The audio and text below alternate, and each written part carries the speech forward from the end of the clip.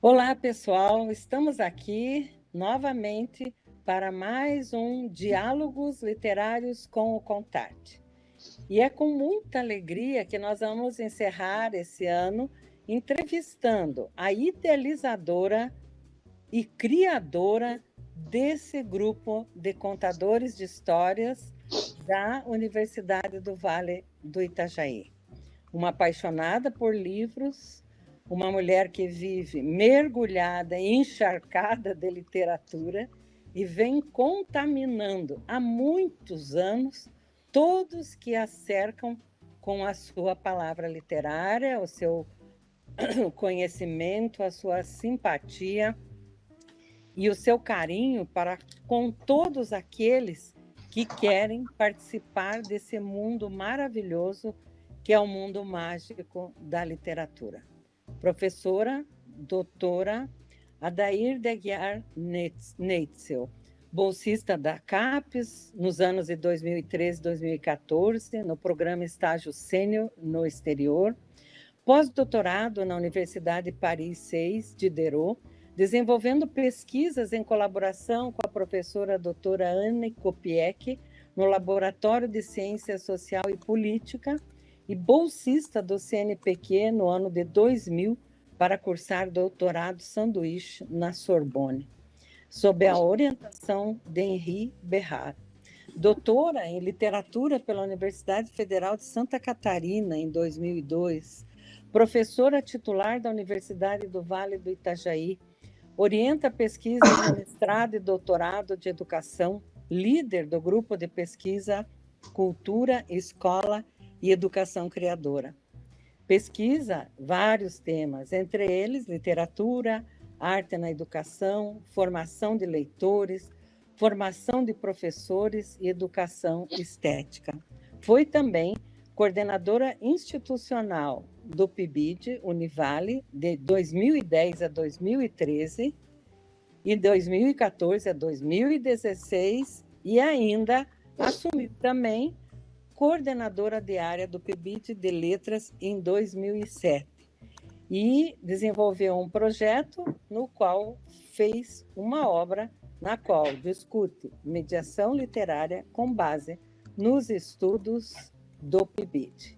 Com vocês, então, para ser entrevistada por seu aluno e nosso bolsista, Caio, um outro apaixonado pela literatura. Vamos, então, conhecer o pensamento e as ações da professora doutora Adair, nossa amiga e grande profissional. Vamos lá, Caio.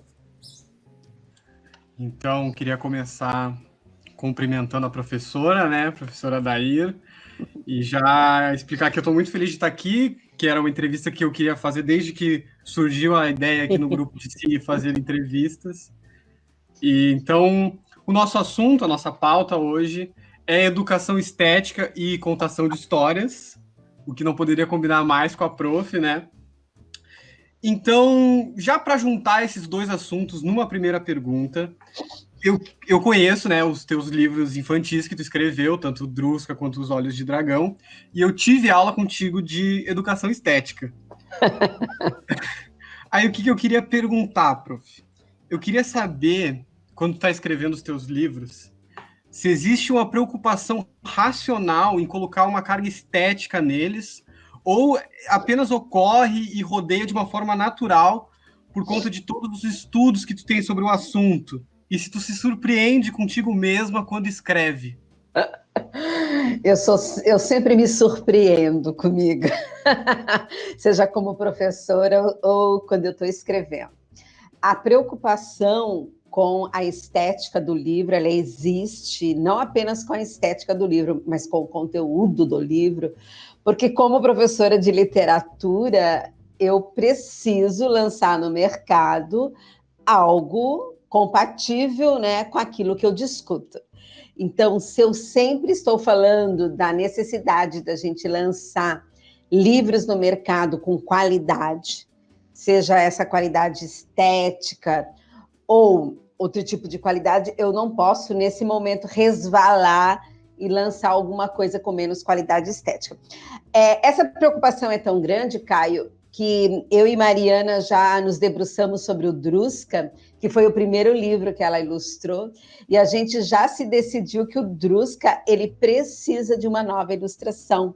Porque como foi a primeira ilustração que ela fez, alguns desenhos ficaram muito referenciais, muito colados ao texto.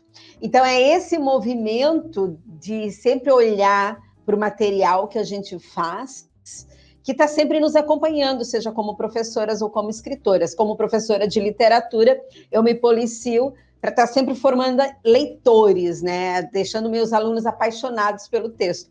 Como escritora, eu sempre me policio pela qualidade estética dos textos, sim. Claro, só deixar falar que a Mariana é a filha da professora, Mariana Jagarnitzel, e ilustradora dos livros que ela publica, né? Mas muito legal saber que existe essa preocupação, então, prof, de botar bom trabalho no mercado disponibilizado para as crianças, né? Vamos seguindo, então, para a segunda pergunta, que eu acredito que, como tu é muito envolvida com essa coisa da contação de histórias, né?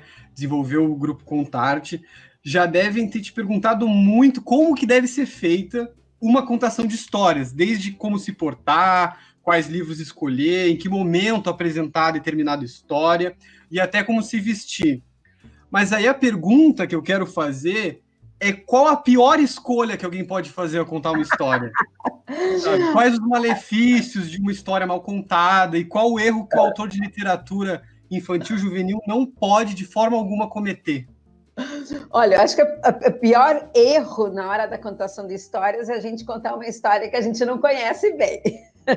A gente tem que partir disso, a gente tem que contar uma história com muito envolvimento, e quando eu digo envolvimento, não precisa nem ter uma roupa especial, mas se você sabe bem o texto, se você olha para a criança, para o público, o teu olhar cativa o outro.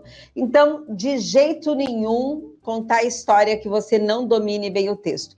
Mas eu acho que mais grave do que isso é você contar um texto ruim.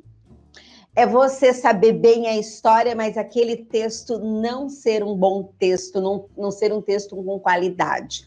Ser um texto, e para mim um texto com qualidade é um texto que provoca a criança a pensar muitas coisas, né? Então, como escritora e como professora de literatura, como é que eu escolho meus livros? Sou muito exigente. Eu acho que a criança pequena, seja ela com 2 anos, seja uma criança de 10 anos, uma adolescente ou um jovem universitário, todos nós merecemos um material de qualidade. E muitas vezes eu escuto os professores dizendo assim, ai, mas é pequenininho, qualquer coisa só para aprender a folhear. Não. Desde pequenininho, a gente precisa educar esteticamente a criança com o livro de literatura. E para isso eu preciso de um bom material, um excelente material, um excelente livro, porque a gente tem muito lixo no mercado editorial. Um bom livro, ele é aquele que tem um bom conteúdo, mas também tem uma boa ilustração. São vários elementos, os aspectos gráficos também. Então, a editora em que você vai publicar, ela também pode ressaltar essa qualidade do texto, como ela pode também denegrir o texto. O texto pode ter um bom conteúdo, uma boa ilustração e uma péssima editoração, um péssimo layout. Então, é um grupo de gente que está ajudando a construir essa qualidade do livro. Agora, uma coisa é certa, um texto com conteúdo ruim, não adianta você ter um bom layout. Você não consegue mudar isso. Não salva, não salva. Tem coisa que não tem, né, beleza no livro que salve. Bom saber, prof. Bom saber, até para a gente aqui que precisa, né, escolher livros para as crianças já ficar antenado. Agora, a minha próxima pergunta, assim, eu não teria como não falar de Grande Sertão Veredas nessa entrevista, né? Vamos falar de Grande Sertão Veredas. Eu não ia ter como não, principalmente falando de educação estética, Tu que me ensinou que esse livro é o maior da nossa literatura em questão de estética. Então, para começar a minha próxima pergunta, eu vou ler um trecho aqui do livro que eu selecionei, e aí eu sigo depois perguntando. Mas começa assim: sertão velho de idades, porque serra pede serra, e dessas altas é que o senhor vê bem. Como é que o sertão vem e volta? Não adianta se dar as costas. Ele beira aqui e vai beirar outros lugares tão distantes. Rumor dele se escuta. Sertão sendo do sol e os pássaros, urubu, gavião, que sempre voam as imensidões por sobre. Travessia perigosa, mas é a da vida. Sertão que se alteia e se abaixa, mas que as curvas dos campos estendem sempre para mais longe. Ali envelhece vento e os brabos bichos do fundo dele. Então eu trouxe esse trecho da obra que eu escolhi, porque eu acho que, então, O Grande Sertão Veredas não só é uma das maiores obras da nossa literatura, como é a obra mais sonora da língua portuguesa, quando lida em voz alta, né? A prof mesmo, quando a gente estava estudando o livro, leu para a gente diversos trechos que ajudavam na compreensão. Isso porque o texto do Guimarães Rosa, ele carrega essa oralidade fortíssima do jagunço contando a sua história, né, para esse senhor que está na frente dele. Então a pergunta, prof, seria qual a importância de uma boa leitura oral e quais as sensações que ela pode despertar nos ouvintes? Então, vamos já pensar que como é que a coisa começou, né? Lá com a Odisseia de Homero. Era oral, né, Caio? Homero não escreveu o seu texto. Então, a literatura, ela se inicia, né, pela oralidade. E eu percebo que, principalmente para as crianças pequenas, né, para as crianças um pouquinho maiores, quando você lê um texto com uma boa dicção, quando você lê um bom texto de uma forma cativante, olhando para essa criança, onde o teu corpo todo expressa essa poeticidade da obra, a criança, ela fica maravilhada pelo texto. E é uma ponte, a contação de histórias, ela é uma ponte para que a criança vá procurar o livro. Normalmente, quando a gente vai fazer a roda da leitura, onde a criança pode escolher os livros depois de uma boa contação, a criança quer ver o livro que foi contado. Você pode colocar o livro que você contou ali no meio da roda. É este o livro mais procurado, porque ela não só gosta de ouvir a história, ela quer ver as imagens, ela quer folhear esse livro, ela quer estabelecer uma relação com este livro, que a gente diz que é uma relação estética, né, de apreciação pela obra. Então, a contação de histórias pela oralidade, né, ela tem uma função muito grande, que é de ampliar os canais de percepção da criança, do sujeito leitor. A gente pode conquistar muitos leitores por essa mediação de leitura, né? Por essa estratégia que é a contação de histórias. Mas eu lembro novamente, uma boa contação de histórias para conquistar leitor precisa ter um bom texto e um bom contador, né? Um contador que escolha um bom texto, que saiba contar bem essa história. Grande Sertão Veredas e eu me sinto homenageada quando você traz essa obra para a nossa conversa. Grande Sertão Veredas é um grande exemplo de como a oralidade pode nos aproximar do texto. Porque uma coisa é você ler o Grande Sertão Veredas só com os teus olhos em silêncio, e outra coisa é você atribuir a ele um ritmo pela oralidade. Então, é uma obra que, ao você ler em voz alta, você sente a sonoridade, o ritmo das palavras, porque Guimarães Rosa, assim como Machado de Assis, é um bruxo da linguagem, né? Cada palavra não foi escolhida aleatoriamente, ela foi escolhida com uma intencionalidade. Então, a gente pode conquistar, pegar essa criança, né, pelo ouvido e depois pelo texto. Eu acho sempre uma excelente estratégia a contação de histórias, né? Claro. Até uma forma, assim, de maior imersão, né? Dependendo de como é contado, as vozes, com certeza. Agora, vamos sair do Guimarães Rosa e vamos para Hilda Hilst. Que repertório maravilhoso, né? Obrigado, prof. Muito por influência tua, porque o livro que eu vou trazer dela é o de entrevistas, né? O Fico Besta Quando Me Entendem, em que ela define o trabalho literário como aqui eu estou citando ela, antes de tudo, a procura de uma expressão para o já sentido e apreendido. E a gente sabe que a literatura infantil, ela não é de forma alguma uma literatura menor.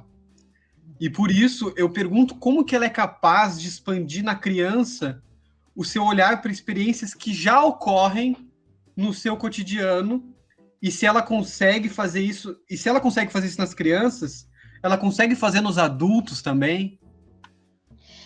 A boa literatura deveria fazer, né? A grande função da literatura justamente é não só ampliar os olhares, mas fazer com que o sujeito tenha a sua própria visão de mundo, né? Quem fala isso é o Coutinho, numa análise do Grande Sertão Veredas. Ele diz que a questão é que o Grande Sertão Veredas é uma obra tão potente porque ela consegue fazer com que o sujeito tenha a sua própria visão de mundo. Porque é diferente quando eu leio Hilda Hilst e eu quero entender a lógica dela, de construir o texto. Eu leio uma obra literária, leio ali Os Olhos de Dragão, da Adair de Aguiar Neitz, e eu quero entender a lógica do autor. Isso é uma coisa, tá? Que não é tão difícil. Agora, eu ler Os Olhos do Dragão, ler Hilda Hilst, ler Grande Sertão Veredas, e por meio dessa leitura eu construir a minha própria visão de mundo, esse é o grande objetivo da literatura, né? Então, os bons livros são esses, né? Como você leu na entrevista da Hilda Hilst, que colocam grandes pontos de interrogação na cabeça do leitor, que são textos que nos levam a procurar muitas coisas, não achar. Eu acho que o bom texto é aquele que nos leva a procurar muitas coisas, né? Às vezes a gente acha, às vezes não acha. Porque o bom texto é aquele cheio de significações, inclusive para criança pequena, né? Então, esse já é um critério de escolha de livro, né? Para a qualidade do livro. Como é que eu sei se o livro é bom ou o livro não é bom? Né? Um livro que não te dá tudo na mão, que não te traz a história com começo, meio e fim muito pronta, muito acabada, mas um texto que te faz refletir sobre ele e que tu ficas pensando sobre aquilo e construindo hipóteses, né? Criando teorias. Isso é construir a tua visão de mundo. Né? Aquele livro me ajudar a pensar diferente. Porque para ler alguma coisa, né, Caio, que eu já sei, o que vai me trazer de benefício? Eu vou ler um livro e eu encontro tudo o que eu penso ali. Eu não vou construir uma visão de mundo diferente daquela que eu tenho. Então, a contribuição desse livro é pequena. Então, o livro ele precisa me desestabilizar, me desconfortar, me deslocar, para eu poder construir outras visões de mundo. Ou seja, eu preciso me distanciar lendo esse livro, né? E eu preciso olhar ele de fora, assim, e tentar ver a posição do leitor e construir a minha. Se eu não respondi a tua pergunta, você reelabora aí e a gente continua o papo. Se respondeu, sim, mas é que eu queria saber mais, como a gente está falando de educação estética, e eu lembro que numa das nossas primeiras aulas tu falou da questão da vida cotidiana e da velocidade dela, que está tudo muito rápido.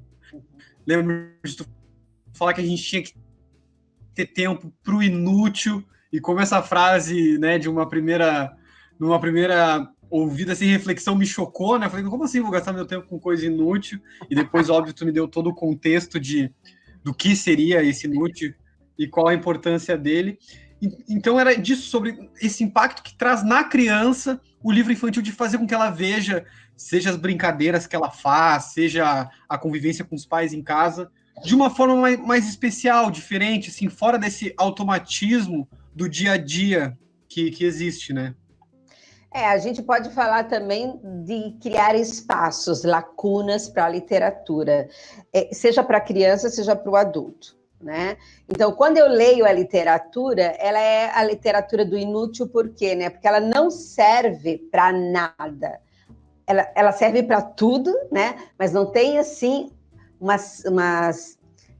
utilidade prática. Né? Apesar de que os professores na escola dizem leiam, porque vocês vão ampliar vocabulário, vocês vão ter mais possibilidades de argumentação, e isso eles não estão errados, eles estão certos.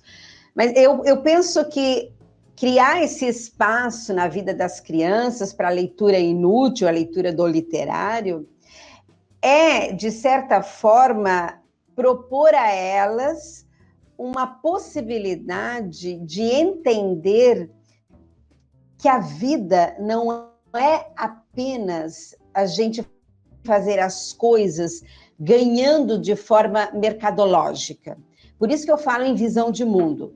Por meio da literatura, a gente vai entender que a gente precisa ter esses espaços para arte, né? Porque a leitura nos educa esteticamente, né? Mas eu só vou me educar esteticamente quando eu entender que eu preciso do ócio, que eu preciso sentar no sofá para ler um livro, que eu preciso assistir um filme, né? Que eu preciso tirar um tempo para ir ao teatro. A nossa vida, ela é tão atribulada, nós estamos tão mecanizados, robotizados, né? Nós estamos, assim, tão mercenários, que nós só queremos fazer aquilo que nos dá lucro, nós só queremos cumprir as tarefas, que a leitura, inclusive, ela está sendo abandonada por conta disso. Porque a leitura por prazer, a leitura por fruição, a leitura do literário, como ela é inútil nesse sentido, ela não tem um fim prático, não tem mais espaço. E vamos combinar também que é muito mais fácil sentar e assistir a série do que sentar e ler o livro, porque o livro vai me exigir uma complexidade maior. E aí, se a gente não desenvolve na criança esse gosto pela literatura e nem essa necessidade de ler, que ler precisa ser como o ar que eu respiro, né? A criança precisa sentir a necessidade. E aí, se ela não sente essa necessidade de ler, ela não se educa esteticamente, ela não abre espaço na sua vida para a leitura do literário. E isso não é só para a criança, é para o adulto também, é para todos nós, né? A gente precisa abrir esse espaço para o inútil. O nosso grande poeta da inutilidade é o Manuel de Barros, né? Que ele se declara um poeta que ama as coisas pequenas e as coisas inúteis. Por que amar as coisas inúteis? Né? Eu acho que é uma lógica do desapego, uma lógica do desapego das coisas que, na verdade, não nos fazem tão felizes. Né? E a gente acaba se enganando de que são essas coisas que eu compro e que eu tenho que me fazem feliz. E não abre um espaço para a leitura do literário. Olha, prof, assim, não sei se a gente conectou pensamento aqui, mas tu já puxou a minha última pergunta, e a quinta e última pergunta, que vamos ter que falar de Manuel de Barros também. Vamos lá. Mas então, a Hilda, nesse mesmo livro, que eu já tinha citado antes de entrevista, ela diz que é preciso que o poeta tenha o que dizer. A palavra é um elemento de comunicação e me parece estranho que seja usada sem compromissos. E assim, prof, tu como uma pessoa que escreve, né, já autora de 2 livros infantis, de artigos, tu gostaria que esses teus escritos, que eles transmitissem alguma espécie de mensagem e sensação, ou ela é uma literatura livre de compromissos, entregue à inutilidade bem ao estilo Manuel de Barros de ser. E existe a inutilidade, ela também é, de certa forma, um compromisso, que nem a Hilda Hilst falou? Então, você fala de duas coisas, né? Produtora de artigos e produtora de livros infantis. Então, o compromisso da escritora de artigos, ele é bem diferente do compromisso da escritora de literatura, né? Então, como produtora de artigos, a gente tem sempre o compromisso de levar às pessoas resultados de pesquisas. Como professora de literatura e como escritora do texto literário, meu maior compromisso é com a invenção. Eu gosto muito desse compromisso do Guimarães Rosa, né? De que é o compromisso com a invenção. Quando eu crio um texto, eu não tenho muita preocupação com o que eu quero passar no texto. A minha preocupação é que esse texto seja trampolim para essa criança pensar muitas coisas. Por isso que os Olhos de Dragão se chamou Olhos de Dragão. Quando a gente construiu Olhos de Dragão, ele se chamava Bolinhas de Sabão. Foi o primeiro título que teve.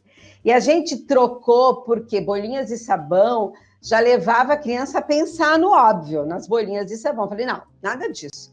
Vamos botar Olhos de Dragão, porque vai primeiro criar um enigma. A pessoa vai pensar em dragão. E ao invés de a gente ficar falando de bolinha lá dentro do livro, a gente põe a imagem do dragão para justamente despistar o leitor de que a gente quer falar de bolinha de sabão, que é uma coisa simples, né?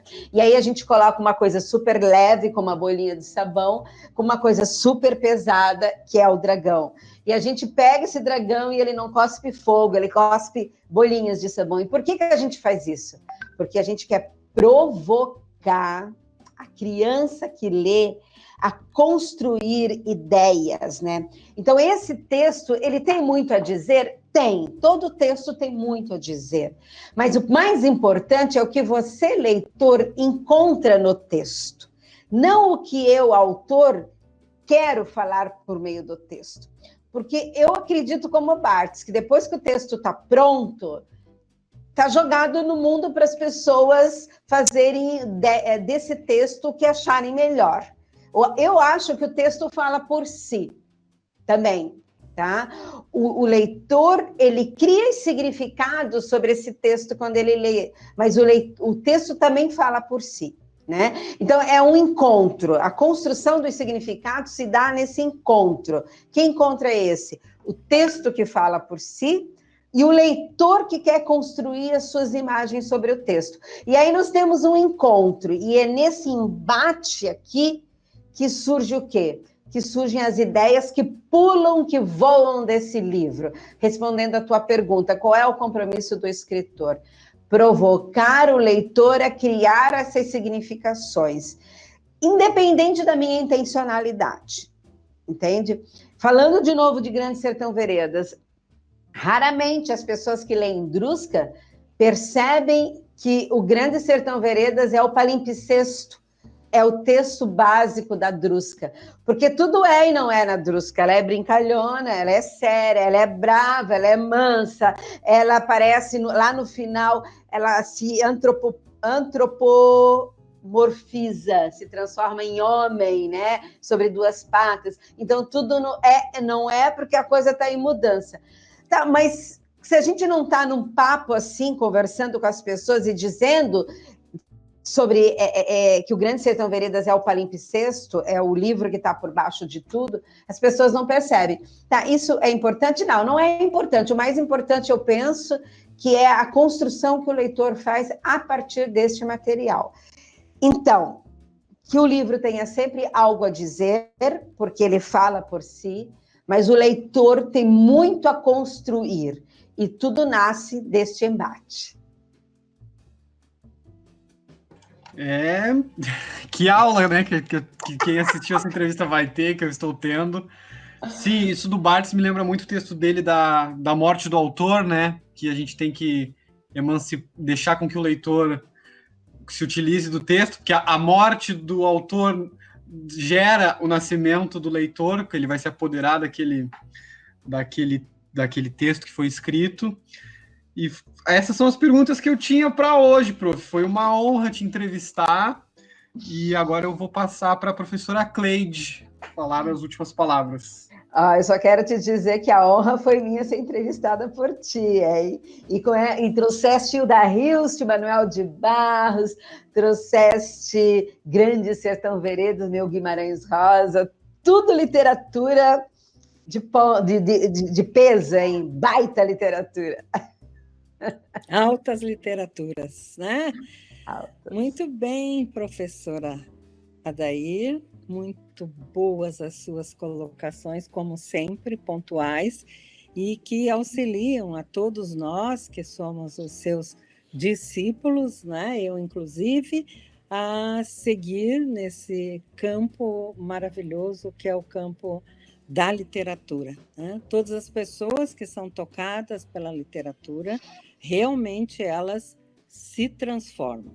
E a prova disso está no que fazemos com os nossos alunos do curso de letras, não é? Eles ficam todos muito transformados e, como professores de língua portuguesa, eles são professores de literatura. E assim, que bom, né? Porque nós sabemos que nessa caminhada e com essa paixão, né, que você tem pelos livros, e eu também, e que compartilhamos esse filho que é o Contarte, que você me deu de presente e que foi maravilhoso recebê-lo, e uma das melhores coisas que me aconteceu. Eu acredito que eu cuidei bem, né, da sua criança, que ficou grande, forte e continuou contando histórias por toda essa região aqui do Vale do Itajaí, né? E entre palavras literárias e convivências, a gente aprende muita coisa, e aprende também com a literatura. E por isso que eu escolhi quem para dizer o que eu gostaria de dizer para você, né? Como professora, minha professora dos alunos, professora de todos, né? É uma professora universal. Eu não entendia de amizades no sistema dos jagunços. Amigo era o braço e o aço. Amigo? Foi isso que eu entendi. Não. Amigo para mim é diferente. Não é um ajuste de um dar serviço ao outro e receber e saírem por este mundo, barganhando ajudas, ainda que sendo com o fazer as injustiças aos demais. Amigo para mim é só isso. É a pessoa com quem a gente gosta de conversar, do igual a igual, desarmado. O que de um tira prazer de estar próximo do outro. Só isto, quase. E os todos sacrifícios também. Ou, amigo, é que a gente seja, mas sem precisar de saber o porquê é que é. Coloco, amigo, né? Então, várias gerações aqui estão, né, que partilham com você esse conhecimento, e muitas das pessoas que estão ouvindo da sua entrevista, ou foram seus alunos, ou foram seus orientandos, e que sempre buscam ouvir a sua voz. Portanto, Adair, muito grata pela sua disponibilidade e parceria com o Contarte, né? Com o nosso Contarte, com o nosso filho partilhado. Foi um prazer, e que todos que nos acompanham e nos ouvem nos diálogos literários do Contarte aproveitem os conceitos que aqui foram apresentados de uma forma agradável, simpática e literária. Muito obrigada, Adair. Beijo. Beijo. Até.